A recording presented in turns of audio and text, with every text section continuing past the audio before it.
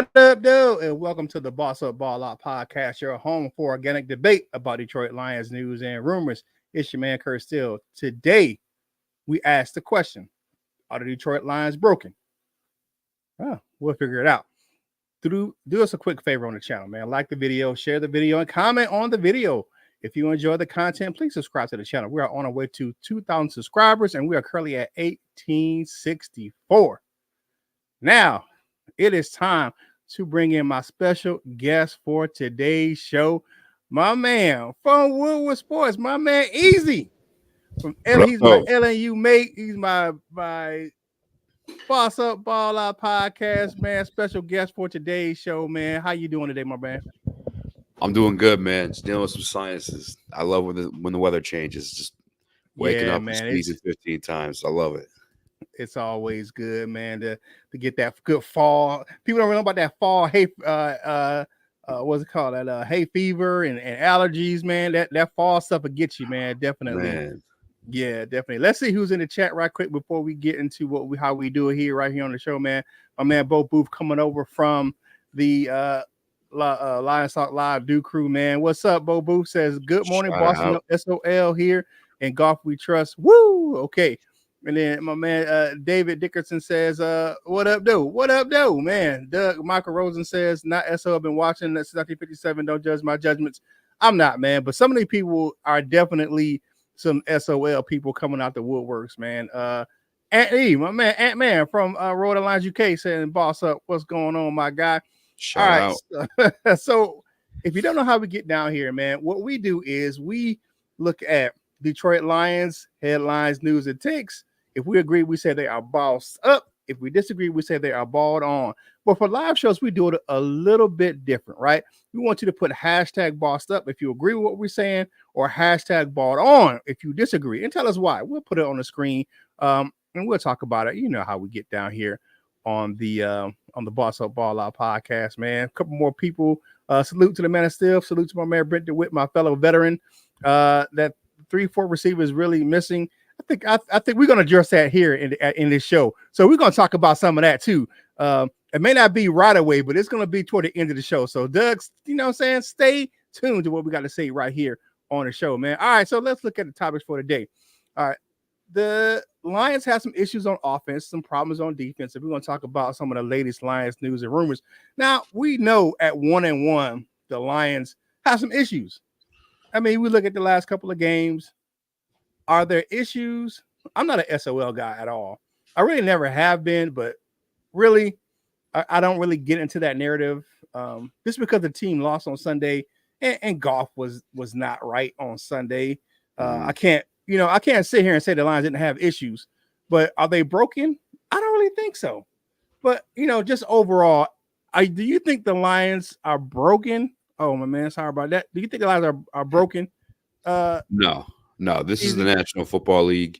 We did a topic in our show last week, and we're like, outside the NFC North, like, who are the Detroit Lions rivals? And I think Tampa Bay is creeping up there. I think the Rams, who are the top 5 rivals? And the Rams were in there for sure, just because of narrative between Goff and Stafford. And then I think the Buccaneers might be creeping up, man. We paid them twice within the span of a calendar year, and we knocked them out of the playoffs.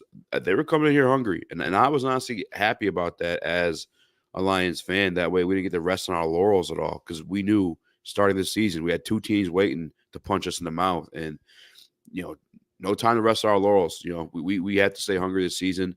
That's a good team, and we messed up. I watched the film, and no, the Lions are not dead. There's some numbers that could point towards that, but if you watch the film, a lot of opportunities were there and just weren't taken. And at the end of the day, it was just kind of a bad game by our guy JG, but also a bad game by Ben Johnson, who kept putting in those situations to continue on that bad game. We run the ball. Definitely. That's all right. So let's look at the issues on offense, my man. All right, 3-11 in the red zone, and that includes the Lions going 1 for 7 on Sunday. That's 3-11 for 11 in for the whole season. So we went 2 for 4 against the Rams, and that has to be fixed. That has to be fixed. But what can we do to fix that? Definitely, you can run on the ball effectively down in the red zone. That's one thing we got to change. Ben Johnson has to be more creative in that red zone. Definitely. And then next is where Sam Laporta.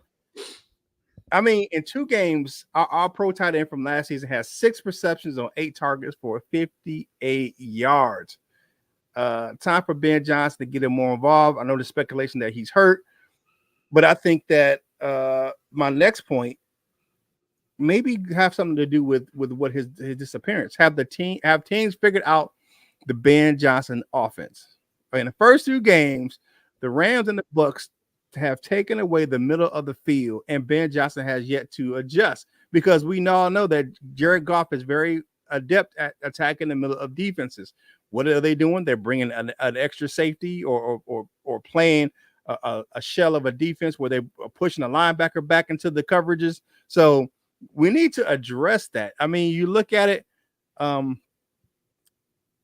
Lions' offense was good between the 20s, but when they got onto that red zone, man, I just don't understand what the offense was doing when we got in the red zone down there. And we're 16th in scoring offense right now. That's a far cry from last season, man. Dubbed was one of the most creative play callers last season. I just think Ben Johnson needs to improve his play calling. And a lot of the stuff was vanilla. A lot of the stuff looked like it did last season. I think it's just some things that I don't think it's things that we can't fix.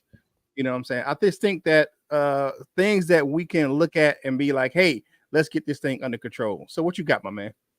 Yeah, man. I don't know if you want, but I see some screenshots from just the first half of the film that I was watching yesterday. And to Sam Laporta specifically, it was a bad game by our guy, Jared Goff. I think for me personally, why I just my conspiracy on it all is J-Mo's so good. He's so much of a playmaker that they've discovered that in camp now that they're almost overstimulated and they've gone away from what made this offense great, which is running that football and, like you said, attacking that middle of the field. And those screenshots I sent you, that's not even the entirety of the first half. Sam Laporta was open. Just for whatever reason, JG just wasn't hitting him. There were certain play calls, too, by Ben Johnson where just you only had 2 routes going and both were vertical. And we're facing a very talented front, a 5-man front at that, too, at times. It's not – that just wasn't a smart play call, in my opinion. And we set up that passing game off the running game. One thing, even a Jared Goff hater couldn't deny that he is great in play action. And we didn't even establish a run to have that play action for him. That's where I would point the finger to Ben Johnson. But at times yesterday or Monday or Sunday, I apologize, Laporta was there. And for whatever reason, I think that's why I'm not tripping. Because I think that it's a film session away from fixing a lot of these things. Because Laporta was there. He just, for whatever reason, just didn't see him or get the ball to him. Yeah, I understand, man. And all that, I think all the issues I think that the Lions can address. I think that Dan Campbell was saying that the offense is close. We're getting there. The defense played good. They had the issues too, but the offense didn't do their job on Sunday. The defense, and of course, our man Hutch did his thing on Sunday. That was phenomenal. But let's get into the comments once again, man, to see what they're saying, man. Right guard playing left guard. Can you blame Glasgow? You know what? I'll say this about the offensive line. People will say that we have one of the best offensive lines in the league based on paper. However, you did have some shifting around. You moved Glasgow to left guard where he's played right guard all of last season, and then you bring in Kevin Zeitler, who's one of the best right guards in the league. But guess what? He hasn't played with the Frank Ragnow. He hasn't played with the Penei Sewell. And I believe wholeheartedly in Hank Fraley. And he'll have these guys. He'll fix the issues. Graham Glasgow can play all 3 interior positions on the offensive line. I don't think I can blame Graham Glasgow. Did he have a great game on Sunday? Absolutely not. Did Frank Ragnow have one of his best games? Absolutely not. But I think it's things that they can fix. And I think that Hank Fraley, that offensive line coach, will have these guys ready to go here coming up here in the future. What do you think about that? So I listened to Taylor Decker after the game, and he said they're facing that 5-man front. And then I'm glad I listened to that before I went to go watch the film because then I got to see that. And one of the things is Todd Bowles, don't forget he's a Super Bowl winning defensive coordinator. He's a damn good defensive coordinator before that too. And so when you have those 5-man fronts, it's an individual block for every single lineman. But you Mhm. never know who that fifth man's going to be with Todd Bowles. Sometimes it's the corner, sometimes a linebacker. Sometimes he dropped Vita Vea back at one time. I was like, wait a minute now, Mhm. getting crazy, So it's gonna be challenging, man, especially with a talented front like that, especially with a talented defensive coordinator like that. We got to give them their due credit, and like you said too, they took the middle of the field at times, even before, beyond Laporta. So Mhm. that's a playoff team we played, man. We can't sit here and the sky is falling. We got hit in the mouth and made mistakes. Yeah. And how hard is it to beat an NFL team 3 times in a row? It is absolutely difficult. It's very hard. It's hard to do To it beat, twice. especially guys it's not in your division. Yeah. It's for guys in your division, I can see that. But guys that's out of your division, that's really, really hard to beat a team that's not in your division 3 straight times. That's just tough. And they just played good defense, but we didn't capitalize on the opportunities either. So I have to say that. I have to agree with that.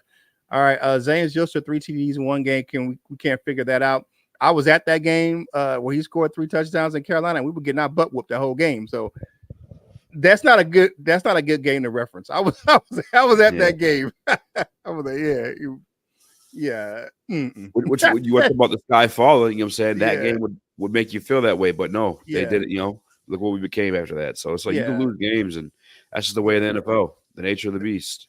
I mean that was the game in Carolina that was the coldest game in the Panthers history, and I was at that game, and that was not a great game for the Lions at all. So, that was a bad game. All right, let's get into a couple other people, man. Before we move on, my man Dan Thornton, Blind Sock Live says, "Woo, good morning, man."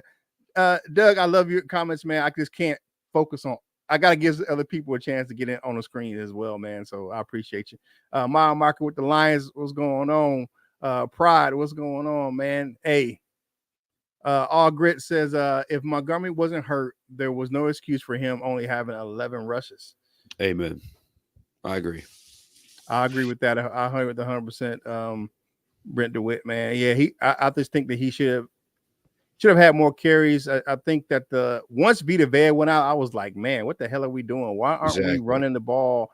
And the Bucks defense isn't a defense you can go east to west. You have to go north and south on their defense. You have to go straight at them cats, man. Especially with Vita Vea being out and Clancy being out too. Yeah. You got to go north and south with those guys, man. You can't try to bounce it out to the outside, man. That east to west, because their linebackers, that back part of the front seven, man, they're so fast to the ball. You can't play the east to west game with those guys. You got to go vertical, north and south. But so I was looking at those red zone numbers too. 1 out of 7, yes, or on Sunday, 13 pass plays to only 7 run plays, and one of those run plays was a Jared Goff option. So we gotta get Monty the ball. There's no excuse for that. Yeah, you got to do that. You got to do that. All right, like the video, share the video, and comment on the video, man. I appreciate you guys coming in and hanging out with us right here on the Boss Up Ball Out podcast, man. I know I was tripping over there in Lions Talk Live this morning, man, in the chat, man, but I was just, I don't like the SOL type of conversations. I've never really liked that. You support your team, you support your team. I'm not saying that you can't be critical. I'm just saying I don't like the narrative that the sky is falling because the Lions lost a game and it didn't look great, because the Cowboys got waxed on Sunday. I mean, the Saints absolutely steamrolled them in Dallas. I love that. You look at the Ravens lost to the Raiders on Sunday. Who thought that was going to happen? I mean, you look at a lot of contenders right now are 1-1 or 0-2. It's week 2. Please calm down. The 49ers lost to the Vikings. Yeah. The 49ers, the guys who went to the Super Bowl, they're 1-1. Yeah. I mean, please calm it down. I'm saying that we don't have issues, but we're here to talk about it in a constructive manner and look at what the problems are and look what we can do to fix this. Because we know they're not broken, but they have issues right now. All right, let's switch on over to the defense right now, man. All right, so that zone coverage, man, it's killing me right now. On the defensive side of the ball, it's lacking. The defensive backs and linebackers are not passing enough receivers to each other. leaving holes in the coverage that could be exploited. If you look at that Chris Godwin touchdown, man, Yeah, on something happened Sunday, there. Amik Robinson chose to cover the flat, and the running back that's left a linebacker trying to cover Chris Godwin. That's never a good matchup. Uh, the communication needs to be better on the back end of the defense, man. We just got to get that fixed. Not but just between the linebackers and the defensive backs, but just between the defensive backs as well. Running quarterback seems to still be a little bit of an issue. Baker Mayfield, now it wasn't design runs, it was some scrambles, of course. Yeah. But he did have that quarterback drop with a touchdown. 5 carries, 34 yards, and a touchdown. Lions will face Kyler Murray on Sunday. We all know what that dude can do. He get in the open field with his legs. So we got to get that issue fixed. And then Jack Campbell's pass coverage, man. You got to take him off the field in passing downs. And, I don't like that, and when Anzalone went down, and it was Rodrigo coming into the game because of the Jack Campbell's struggles in coverage. And to me, this is one thing that's hurting the Lions secondary right now, is that Iffy's absence is preventing the Lions from playing that 3 safety look, because you got Iffy in there, right? You can put him back there with Kirby Joseph, and then you can actually slide Branch up, and he plays that small linebacker, big safety type of role where he can roam around, and he has more play making ability that he can go ahead and adjust in that defense, man, and it helps with that coverage. So I don't know what's going on with my man Jack Campbell, but I've always thought he played better in zone coming out of college, but he was never a good man. But right now, his coverage skills is just lacking. So my thing is, you have to fix the secondary as far as the communication in the back end of the secondary. You have to fix that, of course. And then, of course, you're looking at what we need to do as far as Jack Campbell, man. He got to be coached. Something has to change in his cover skills, or we're going to be getting toasted all year. Because if Anzalone misses any significant amount of time, that's going to be a bad problem in our secondary, in our back 7, as far as our coverage linebackers are concerned, man. Because our Rodrigo's is a temporary solution, but you just can't look at that and say, hey, man, he's good, man. And then we got to be able to deal with those scrambling quarterbacks, man, because we all know that Kyler Murray will eat us alive if we can't track him down on Sunday. So what do you think as far as how do we fix these issues on defense, my guy? Don't scare me like that, Kurt. Man. Yeah, we do not do well against scrambling quarterbacks. But to be fair, like that's just something, man. There are just a headache across the NFL, man. Like that's why guys like Lamar and guys like that are just so dangerous, because like they pass the ball and then they decide to run. You know what I'm saying? It's not like they're designed to run every single play. It's like you're defending a pass and it's not there. They just take off on their feet. That's on your defensive lineman at that point, not over pursuing. It's just they're going to get you sometimes. You just got to win your matchups at certain points. But when it comes to the defense, man, I'm kind of proud of what I saw. Outside of that miscommunication, like you said, I don't know if that was on Jack Campbell or one of the safeties. I was just kind of watching that back just now. But Baker Mayfield, only 12 and 19. He only had 185 yards passing. He was their leading rusher. Again, not a single NFL running back has run for over 100 yards on us. I think it's like 632 days now. It's something crazy like that. Since Carolina, actually. Defense, you hate to see that, man. Just that lapse in judgment, kind of you could point to and say it was a game, but yeah, you look at how much they contain those guys. They're only in red zone twice. One of those times was a field goal for them. I can't be upset about that, man. It ain't too much to complain about. But with Jack Campbell, I don't think he's a finished product right now. I don't want to give up on him yet. I look at a lot of these guys like Afonso Melifonwu, Jameson Williams, Levon Zarique, these Brad Holmes picks. Some of those guys are taking 3 years to cook up. And Jack Campbell's in year 2. He may be in that same boat. Although he was a first-round pick, Jameson was a first-round pick too, though. So, I mean, maybe by year 3, you can start looking towards him being more reliable on it. But as of now, you're right, Kurt. He is he's lacking as of now. Yeah, he's a liability right now. But I think that, and I have faith in in AG. I think they'll get it fixed. I just think that he just it's something he's gonna have to adjust at the pro level. I mean, rotating guys in and out, I get that, but this is going to be one of those issues with that we're just dealing with right now. Let's get back into the chat right quick, man. Definitely. My man DM5 TV. I saw you over there, man. I know I was giving you a hard time this move over there, but he said copycat league, we got to get that fixed. Other teams will do too. I believe that 100%. Yeah. Teams will adjust. And I think that teams have kind of adjusted to Ben Johnson. And I know that there's other things he wants to do this season. I know that he's going to change some things up, but you kind of get caught, especially at the beginning of the seasons, where the defenses have a little bit of an advantage, coming out of camp, especially when we didn't play our guys in the preseason. So they're still kind of gelling. So I think it's going to be all right. And I think that Ben Johnson will adjust. Guy's one of the most creative play callers in the league over the last couple of seasons. I think he'll get it fixed. I just think that it's just one of those things, man. You're going to have some growing pains, man, because I think the Lions fans, we got kind of spoiled the last couple of years, especially last year. All the winning kind of spoiled us. And then when we lose, it's like, oh my God, we lost. I just think that one of those things, man, it just happens. I think a lot of people are dismissive of Baker Mayfield. He could actually kick a ball. Yeah. I mean, Baker Mayfield, he's not the greatest quarterback, but that dude ain't no chump. No so at all. You got it. I saw Vita Vea drop back. That's Ty Boswell. Yeah, he's very creative on defense, man. Good morning. This is my man Moonscar. I hope everyone got their SOL bitching out so we can get back on track. Yeah, I'm telling you, man. I was on some trip status over there in the Lions Talk Live this morning, man, in the chat. I was giving people the business about being SOL narratives. I was, man. I can't say that I wasn't, man. I was giving her the business. All right, easy, man. Before we get to the last topic, man, tell me about some of the projects you got going on over there at LNU, because you do with sport, but you do LNU too. So talk to me about some of those. Tell them how we're doing over there at LNU right now.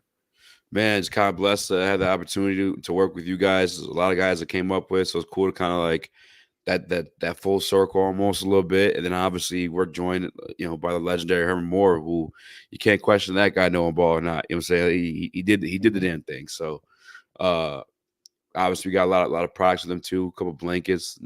Honestly, I wouldn't hype this up if it wasn't worth it. Those LNU blankets are actually nice. Like they're actually really nice. Yeah, I got mine right here, man. These things, bro, man, they're actually nice, man. It's nice. Yeah, and then obviously. Man, look at that, man. Look at the back. Oh man, it's nice and warm, man. It's very, very comfortable. Yeah, it's funny too. My son, he's only 4, and he wants to watch Pokemon and all that stuff like that. The way I trick him into watching football with me, I wrap him up in one of them blankets. He don't want to move, Yeah, but, definitely. That's some good stuff right there. But Sundays we'll be live with Herman at 7, and then on the heavyweights from Monday through Friday on Wilbur Sports 5 to 7. Yeah, good partnership with LNU, man. And then he's my producer. He produces me on a show that we're rotating with Herman Lowe's Lions Rewind. And this is a great time, man. We rotate in, and we have some more content coming to you guys, man. LNU is going to take off, man. So make sure you stay tuned to watch Lions Nation Unite, man. Be a part of that community, man. We're moving. All right, this is a little bit of news and notes, man. I want to get your reaction to this, my man, real quick. All right, so Amara St. Brown has that soft tissue injury. Doesn't seem to be serious. Has some cramping. I don't think he misses any time. Definitely with that injury, man. And then Aiden Hutchinson, man, he leaves the NFL in like all types of pretty much everything related to the defensive end category, sacks and pressures and everything like that. And he's faced backup right tackles the last 2 weeks. And guess what? He's going to face another one on Sunday in Arizona. Really? Another backup right tackle in Arizona. So he going to eat again on Sunday, man. Definitely going to do that, man. And then Tim Patrick, man, he may be on the active roster sooner than later. You look at what Dan Campbell's comments on yesterday in his presser, where he's gonna look to get that guy more involved. He had a couple catches for 10 yards on 3 targets on Sunday. I just think he's got to get up to snuff in the playbook, and I think he's working on that. I like what I'm seeing out of Tim Patrick. Long, lean. That's that X receiver that everyone keeps talking about that the Yep. Lions need. Well, I think he can provide that, man. And I think as he gets more comfortable, I mean, this guy's had a couple of 700-yard receiving, seasons. So I think he's a very capable player. Now the Lions only have 2 more games to elevate him. We're really one, because if they elevate him the third time, guess what's got to happen? He's got to go on the active roster, or he's got to go on waivers. If he clears waivers, if he has, and that may not be a game you want to play with teams right now, where we put a guy on waivers and think we're going to get him back. So if he clears waivers, then he gets 3 more shots at elevation if he signs back to the practice squad. But I think he's going to be on the active roster. Somebody's going to have to be moved down or be waived to get him on the active roster. But looking at this, man, just your thoughts and opinions, man. What do you think about the St. Brown issue? And then, of course, with Aiden Hutchinson, and then, of course, with Tim Patrick. I'm going to give you a whole minute, man, because, I got my son that has autism. I got to go check on that cat right quick. So y'all got easy for 1 whole minute to just go ahead and spit that hot fire on the MIC. What you got, my man? Yeah, I mean, when it comes to Amon-Ra St. Brown, this guy played with a torn oblique off the bone last year. Maybe could slow down the thigh contusion and bruising and whatever it may be. I expect him to play just because of who he's been. I think any other guy, maybe you see him sit this one out. Amon-Ra St. Brown, this Ford medical staff, don't forget this is a brand new reinvigorated medical staff. I think we should be fine. I'm not really tripping on that one. It obviously sucks, but obviously came back and caught a few passes. Alex Anzalone, right there, you can start to have a little bit of concerns. I'm not going to lie to you guys. Kyler Murray is SOB, to keep it G rated there. He is the things you saw to Baker, Kyler Murray could do at a lot faster pace. And sometimes I think it's your pass rush needs to win, and your linebackers need to be aware to fill those rushing lanes for those rushing quarterbacks. Alex Anzalone being the veteran in this linebacker room, and not even just that, he's played pretty damn good football for the past 2 years. That concussion protocol, I hope he's able to bounce back from. I hope he's just healthy in general. With Tua Tagovailoa situation going on, I hate to see those brain injuries. Him and I believe, are like the same age too. So I know he's got a family and stuff like that as well. I hope he heals back from that. But beyond that, I hope he's ready for this game too, because we're going to need him against Kyler Murray. I think Malcolm would be a good substitute in that situation, because we kind of get into it a little bit earlier, man. I don't know that Jack has it right now, and not in a disrespectful way. He's just not yet. You know what I'm saying? And I'm not giving up on that, though, because again, I said it earlier, if you guys missed it, the Levon Enriquez, the Jameson Williams, the Fonte Melifonwu. We've had so many examples of guys that's taken 3 years to cook up and become the final product that they are now, that you're proud of, that you can't pull a plug on a first-round pick like Jack Campbell just quite yet. That's the guy, though, who needs to step it up for sure as a starter for me. But, yeah, Alex Anzalone, I think that was a little bit concerning. And then Tim Patrick, love that. I think he is almost, in a respectful way, this will come out disrespectful either way, I think he's almost better than Josh Reynolds. That 6'5" frame. I mean, he gives exactly that. If you go back and look at some of those playoffs games, whether it be the Rams or the Tampa Bay Buccaneers, he scored touchdowns in both of them. He's a red zone target for sure. And we are, what, he said 3 of 11 in the red zone right now? Right. Not great. So Tim Patrick's a plus for sure. Yeah, definitely. Hey, like the video, share the video, and comment on the video, man. Thanks for hanging out with us right here on the Boss Up Ball Out podcast. My son is fine. I had to go check on him, make sure he was good to go, man. I appreciate you there. You know what I'm saying, giving me a little extra long take, my man. Easy. Thanks for helping out.